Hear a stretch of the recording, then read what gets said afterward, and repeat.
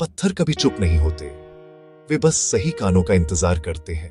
कल्पना कीजिए, एक ऐसा रथ जो धरती पर रुककर भी चलता रहता है, एक ऐसा मंदिर जो सूरज को सिर्फ पूजता नहीं बल्कि उसके साथ सांस लेता है। कहते हैं यहां दिन की पहली रोशनी सिर्फ उजाला नहीं लाती बल्कि सवाल भी छोड़ जाती है, और संध्या की आखिरी किरण जवाब अपने साथ ले जाती है। अगर यह सिर्फ पत्थर होता तो आज भी लोग यहां लौट लौट कर क्यों आते, और अगर यह सिर्फ इतिहास होता तो इसमें इतनी कहानियां क्यों बसती।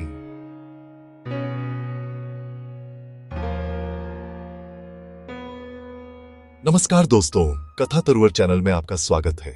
मेरा नाम अमित है। यहां हम सिर्फ कहानियां नहीं सुनाते बल्कि उनके पीछे छिपे विचार, भावनाएं और सच को समझते हैं। इस चैनल पर आपको मिलेंगी लोगों के जीवन की सच्ची घटनाएं, मशहूर हस्तियों की अनसुनी बातें, प्राचीन मंदिरों के रहस्य, किलों की वीर गाथाएं, पवित्र नदियों और पुराने शहरों की जीवंत कहानियां। तो आइए एक नई कहानी शुरू करते हैं। तैयार हैं? चलिए शुरू करते हैं। हवा आज भी बताती है कि यह सिर्फ मंदिर नहीं, समय का विशाल पहिया है। कोणार्क का सूर्य मंदिर, ओडिशा की सुनहरी रेत और बंगाल की खाड़ी के बीच खड़ा एक सपने जैसा सच। इस कहानी में जो कुछ भी आप सुनेंगे उसमें इतिहास भी है, पुरातत्व भी, आस्था भी और पीढ़ियों से चली आ रही लोक कथाएं भी।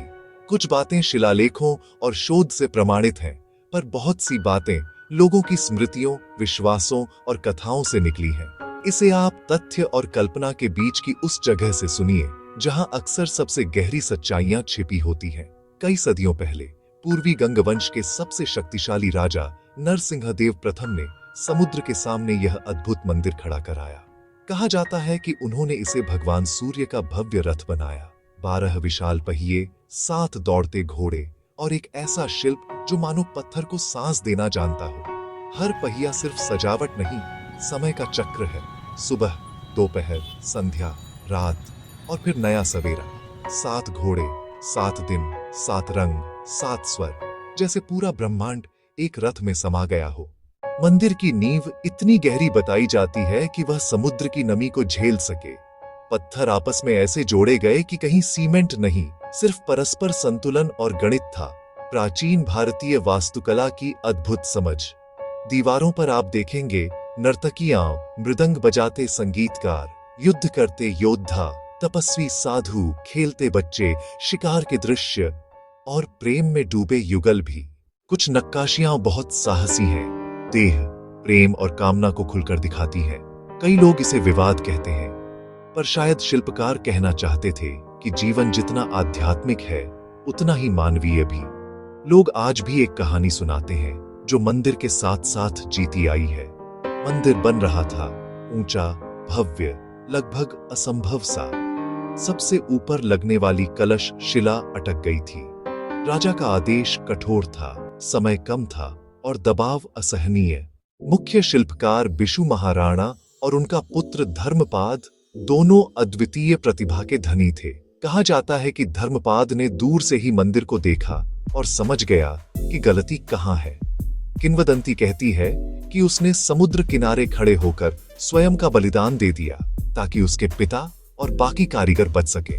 उसके बाद कलश शिला सही जगह पर बैठ गई, पर उसी क्षण से मंदिर का भाग्य भी बदल गया।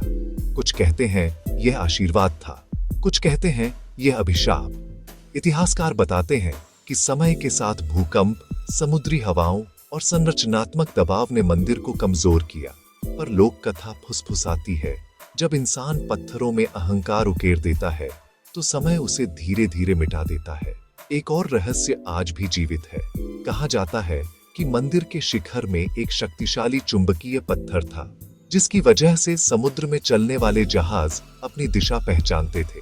कुछ कथाओं में कहा जाता है कि औपनिवेशिक काल में वह पत्थर हटा लिया गया और उसी दिन से मंदिर असंतुलित हो गया। सच क्या है, कोई निश्चित नहीं जानता, पर कहानी अब भी सांस लेती है। आज मंदिर का ऊपरी शिखर नहीं है, पर उसका विशाल आधार, उसके पहिए, उसके घोड़े, उसकी नक्काशी, सब आज भी खड़े हैं, जैसे समय को चुनौती दे रहे हों। भोर में जब सूरज उगता है, उसकी किरणें पत्थरों पर पड़ती हैं और पूरा मंदिर सुनहरे रंग में नहा जाता है।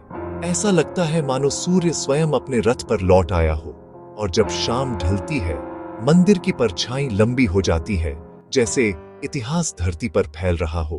कोणार्क हमें सिर्फ स्थापत्य नहीं दिखाता, वह हमें बताता है कि प्रकाश और अंधकार साथ चलते हैं, जीवन भव्य भी है और नश्वर भी, मनुष्य महान भी है और कमजोर भी।